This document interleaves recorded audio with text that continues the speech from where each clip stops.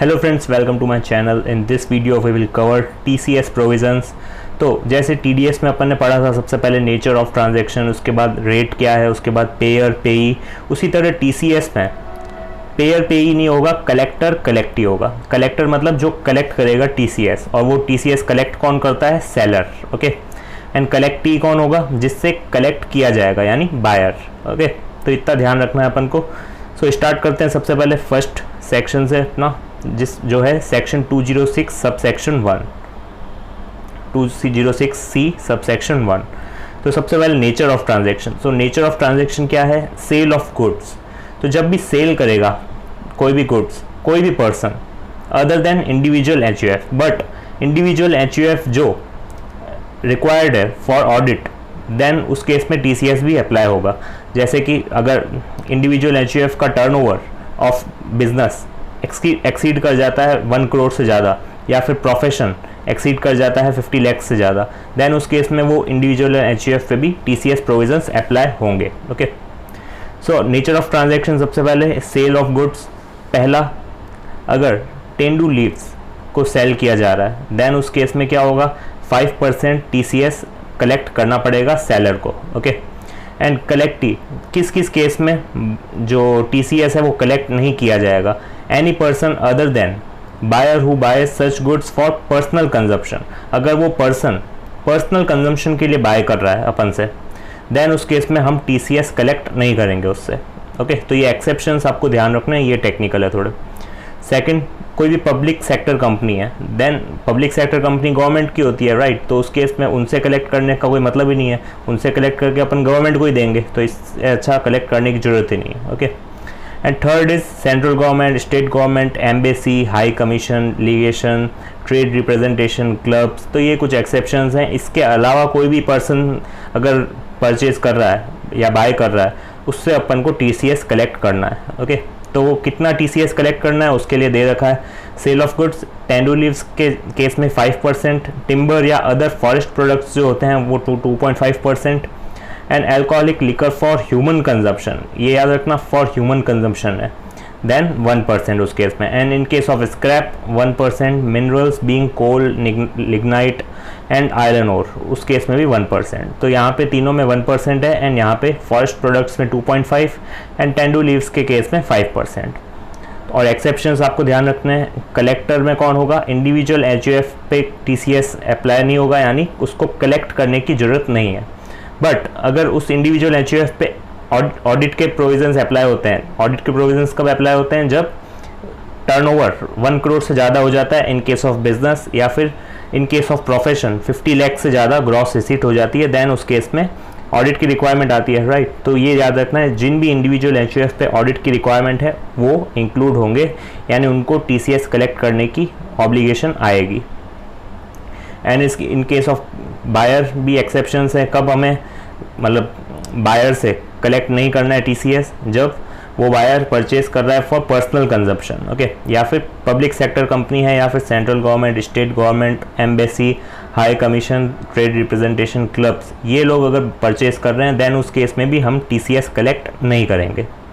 Simple. तो ये था सेक्शन 206C सब सेक्शन 1। तो सारे ऐसे ही छोटे छोटे सब सेक्शंस हैं, वो अपन कवर करेंगे इन दिस वीडियो। नेक्स्ट अब सेक्शन 206C सब सेक्शन 1 के ही 2 पॉइंट्स और है कि जो सेलर है वो कलेक्ट नहीं करेगा टीसीएस अगर बायर ने उसको फर्निश कर दिया है एक डेक्लेरेशन कि वो जो गुड्स है वो यूटिलाइज्ड होंगे इन मैन्युफैक्चरिंग या प्रोडक्शन ऑफ एनी आर्टिकल और for the purpose of generation of power, then उस केस में जो है वो टीसीएस कलेक्ट नहीं करेगा। सिंपल। एंड सेकंड पॉइंट है कि अगर बायर टर्नओवर, जो बायर का टर्नओवर है वो लास्ट ईयर का मोर देन 10 करोड़ है, ओके, देन उस केस में टीडीएस डिडक्ट होगा 194Q में। और कौन डिडक्ट करेगा? बायर। बिकॉज टीडीएस हमेशा कौन डिडक्ट करता है? बायर, बिकॉज वो पेमेंट करता है एंड वो टीडीएस डिडक्ट करके पेमेंट करता है। एंड टीसीएस जो होता है वो कलेक्ट किया जाता है, तो वो कौन करता है? सेलर। ओके, तो ये बात ध्यान रखनी है। एंड जब भी टीसीएस एंड टीडीएस के प्रोविजंस कॉन्ट्रोडिक्ट करते हैं, देन उस केस में टीडीएस के प्रोविजंस प्रिवेल करेंगे। ओके, तो अगर टीडीएस डिडक्ट करके दे रहा है बायर, देन उस केस में टीसीएस की रिक्वायरमेंट नहीं आएगी। तो ये आपको ध्यान रखना है कि टीडीएस अंडर 194Q दे रखा है अगर मोर देन 10 करोड़ का टर्नओवर होता है, देन उस केस में TDS डिडक्ट किया जाता है 0.1%। ओके, तो इसमें 194Q में TDS डिडक्ट होगा, ना कि TCS। हाँ, अगर 10 करोड़ से ज़्यादा नहीं है टर्नओवर, देन उस केस में TCS प्रोविज़न अप्लाई होंगे। नेक्स्ट अब बात करते हैं section 206C sub section 1C। अब इसमें सबसे पहले नेचर ऑफ ट्रांजैक्शन की बात करते हैं। तो नेचर ऑफ ट्रांजैक्शन क्या है? लीजिंग या लाइसेंसिंग या फिर ट्रांसफरिंग एनी राइट या फिर interest in any parking lot, toll plaza, mine or quarry, okay, for the purpose of business. तो ये ट्रांजैक्शन आपको ध्यान रखना है। एंड रेट जो है इसके अगेंस्ट 1% है। एंड याद रखना 206C सब सेक्शन 1 में भी 3 जो गुड्स थे उसमें भी रेट 1% थी, बाकी 2 टेंडू लीव्स में 5% थी एंड फॉरेस्ट प्रोडक्ट्स में 2.5% थी, बाकी सब में 1% ही थी। एंड इसमें भी 1% ही है। एंड कलेक्टर जो है इसमें कौन होगा? Any person other than individual HUF, but individual HUF जिनमें ऑडिट की रिक्वायरमेंट आती है, देन उस केस में TCS के प्रोविजंस भी अप्लाई हो जाते हैं। तो ऑडिट की रिक्वायरमेंट कब आती है? अगर टर्नओवर 1 करोड़ से ज़्यादा है इन केस ऑफ बिजनेस, या ग्रॉस रिसिप्ट ज़्यादा है 50 लाख से इन केस ऑफ प्रोफेशन। ओके, तो उन इंडिविजुअल HUF पे TCS के प्रोविजंस अप्लाई होंगे एंड ये वाला सेक्शन भी उन पे अप्लाई होगा। एंड इसमें बायर कौन होगा? कोई भी person other then public sector company. यहाँ पे वो दो नहीं है जो 206C सब सेक्शन 1 में थे। ओके, सिर्फ पब्लिक सेक्टर कंपनी है, उसके अलावा कोई भी पर्सन है उस पे TCS कलेक्ट करेगा सेलर। सिंपल। तो इसमें कोई टेक्निकल पॉइंट नहीं है, आपको सिर्फ याद रखना है कि कब nature of transaction and rate. Okay, तो ये आपको याद ही रखना पड़ेगा इसमें। And next is section 206C sub section 1F।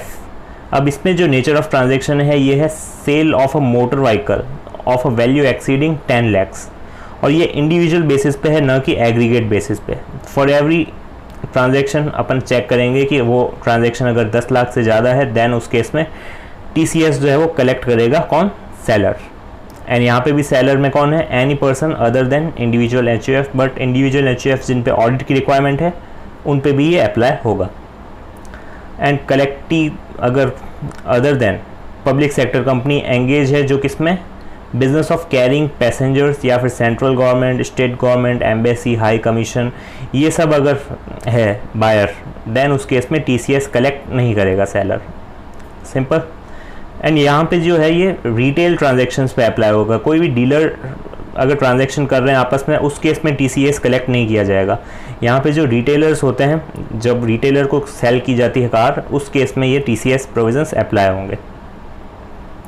तो वही दे रखा है नीचे, TCS only in case of sale of motor vehicle at a retail level, न कि डीलर। बिकॉज अगर डीलर आपस में ट्रांजैक्शन कर रहे हैं, देन उस केस में TCS की बात नहीं आएगी।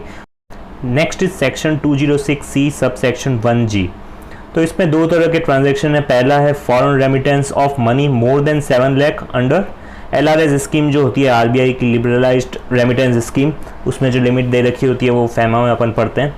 तो उसके अंडर जो मोर देन 7 लाख अगर अपन ट्रांसफ़र करते हैं, यानी रेमिट करते हैं फॉरेन में, देन उस पर TCS कटता है कि मतलब TCS कलेक्ट होता है कितना? 5% of the amount in excess of 7 lakh. Okay, it means 7 lakh तक तो अमाउंट कोई नहीं कटेगा, मतलब सॉरी कलेक्ट नहीं होगा। ओके, TCS के केस में हमेशा अपन कहेंगे कलेक्ट, एंड TDS में डिडक्ट होता है। सो इसमें कलेक्ट जो है वो एक्सेस ऑफ 7 लाख में 5% कलेक्ट करेंगे, यानी 7 लाख का अपन ने अमाउंट कलेक्ट किया, एंड उसके बाद एक्सेस उससे ज़्यादा जितना भी होगा उस पर 5% और अपन एक्स्ट्रा कलेक्ट करेंगे एज ए TCS। और कलेक्टर कौन होगा इसमें? Authorised dealer. इसमें सेलर या बायर जो यहाँ पे लिखा हुआ है ये अपन इग्नोर करेंगे, बिकॉज यहाँ पे ऑथराइज्ड डीलर आएगा कलेक्टर में। एंड कलेक्टी में TCS कलेक्ट नहीं होगा अगर बायर जो है वो डिडक्ट करा चुका है TDS under any other section, यानी किसी भी सेक्शन में TDS के किसी भी सेक्शन में अगर TDS डिडक्ट हुआ है, देन उस केस में ये सेक्शन अप्लाई नहीं होगा। सिंपल। एंड अगर जो कलेक्टी है वो central government, state government, embassy, high commission, consultant या ट्रेड रिप्रेजेंटेशन या लोकल अथॉरिटी है, यानी गवर्नमेंट से रिलेटेड जो भी ऑर्गेनाइजेशंस वगैरह है, तो भी TCS कलेक्ट नहीं किया जाएगा। ओके, तो यहाँ पे एक चीज़ ध्यान रखनी है, यहाँ पे सेलर एंड ये वर्ड जो दे रखे हैं इसको इग्नोर करेंगे अपन। तो कलेक्टर यहाँ पे कौन होगा? ऑथराइज डीलर एंड कलेक्टी कोई भी हो सकता है एक्सेप्ट दीज पर्सन्स। ओके, तो कितनी रेट है 5%। एंड एक और नेचर ऑफ ट्रांजेक्शन है इसमें, sale of overseas tour programme package, जिसको शॉर्ट में OTPP भी बोलते हैं, बट ये जो है अमेंड हो चुका है, यानी यहाँ पे 5% की जगह गवर्नमेंट ने क्या किया है, यहाँ पे 20% कर दिया है, यानी पूरा 15% का हाइक दे दिया है इन TCS। ओके, तो ये आपको ध्यान रखना है, ये अमेंडमेंट है। तो यहाँ पे TCS कितना होगा 20%, कौन से केस में, sale of overseas tour programme package. और यहाँ पे एक बात ध्यान रखना कि यहाँ पे पैकेज में जो प्रोग्राम सेल होते हैं वही उसी पे TCS एप्लीकेबल होगा। अगर इंडिविजुअली अपन फ्लाइट बुक करा रहे हैं या कोई भी अरेंजमेंट कर रहे हैं, उस केस में यहाँ पे TCS कलेक्ट नहीं किया जाएगा। सिर्फ यहाँ पे जो ओवरसीज टूर प्रोग्राम पैकेज होता है, एज अ पैकेज दिया जाता है, यानी जिसमें सब इंक्लूड होता है, फ्लाइट, होटल, एकोमोडेशन वगैरह सब, देन उस केस में 20% TCS कलेक्ट करेगा। कौन कलेक्ट करेगा, जो सेलर होगा उस पैकेज का, राइट, जो टूर वगैरह ऑर्गेनाइज कराते हैं, राइट, तो वो जो है वो TCS कलेक्ट करेंगे।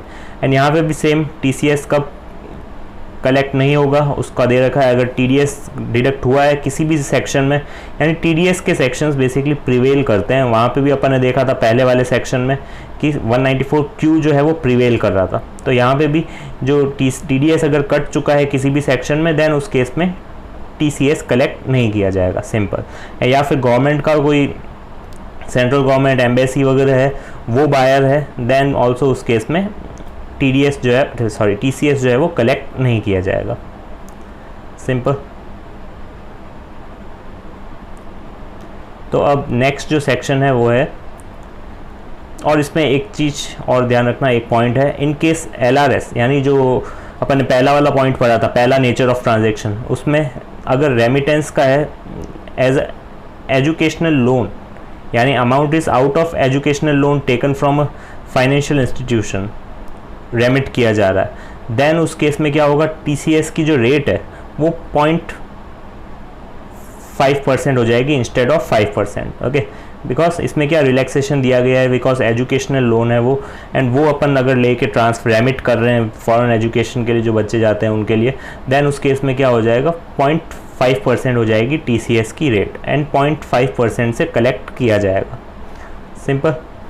एंड अगर ऑथराइज डीलर कलेक्ट नहीं करता है TCS on an amount in respect of TCS has been collected by the seller, अगर सेलर, कोई भी सेलर जो है उसने TCS कलेक्ट कर दिया है, देन उस केस में ऑथराइज डीलर जो है, जो कन्वर्ट कराता है, यानी जो अपन पैसा बाहर भेजने के लिए अपन को कन्वर्ट कराना पड़ेगा ना, तो उसके लिए जो कन्वर्ट कराएंगे अपन, उस केस में ऑथराइज डीलर TCS कलेक्ट नहीं करेगा, बिकॉज सेलर ऑलरेडी कलेक्ट कर चुका है। बट अगर सेलर ने कलेक्ट नहीं किया है, देन उस केस में जब वो कन्वर्जन कराएगा पर्सन रेमिट करने के लिए, देन उस केस में ऑथराइज डीलर कलेक्ट करेगा। बट अगर सेलर ऑलरेडी कलेक्ट कर चुका है, देन उस केस में ऑथराइज डीलर की बात ही नहीं आती, तो TCS कलेक्ट नहीं करेगा वो। Okay, and the last point is this section shall not apply to individual who is not a resident in India, जो resident in India नहीं है उस पर ये section apply नहीं होगा, सिंपल सा पॉइंट है। Next and the last section is 206C subsection 1H। तो इसमें जो नेचर ऑफ ट्रांजेक्शन है वो है सेल ऑफ गुड्स। अब आप कहेंगे कि फर्स्ट जो सेक्शन अपन ने पढ़ा था 206C सबसेक्शन 1, उसमें भी सेल ऑफ गुड्स थे 5 कैटेगरी के, right, tendu leaves, first products etcetera, alcoholic liquor from human consumption, mineral, lignite और, राइट, उसमें भी सेल ऑफ गुड्स थे। बट इसमें एक एक्सेप्शन दे रखा है, वो अपन देखेंगे। जो सेल ऑफ गुड्स है अदर देन एक्सपोर्ट, सबसे पहले तो ये ध्यान रखना है, जो एक्सपोर्ट कर रहे हैं अपन वो वाला इंक्लूड नहीं होगा, उस पर TCS प्रोविज़न अप्लाई नहीं होंगे, बिकॉज वो एक्सपोर्ट कर रहे हैं, तो वहाँ के पर्सन के लिए अपन क्यों TCS कलेक्ट करेंगे, राइट, बिकॉज वो तो लायबल भी नहीं हो सकता है वो लायबल भी नहीं हो इंडिया में टैक्स पे करने के लिए। एंड रेट जो है वो कितनी है, 0.1% of consideration in excess of 50 lakh. अब ये सिमिलर लगेगा आपको सेक्शन 194Q से, तो उसकी भी आगे बात करेंगे, उसमें भी कुछ एक्स्ट्रा पॉइंट्स दे रखे हैं। एंड कलेक्टर कौन होगा, कोई भी पर्सन जिसका लास्ट ईयर का टर्नओवर 10 करोड़ से ज़्यादा है।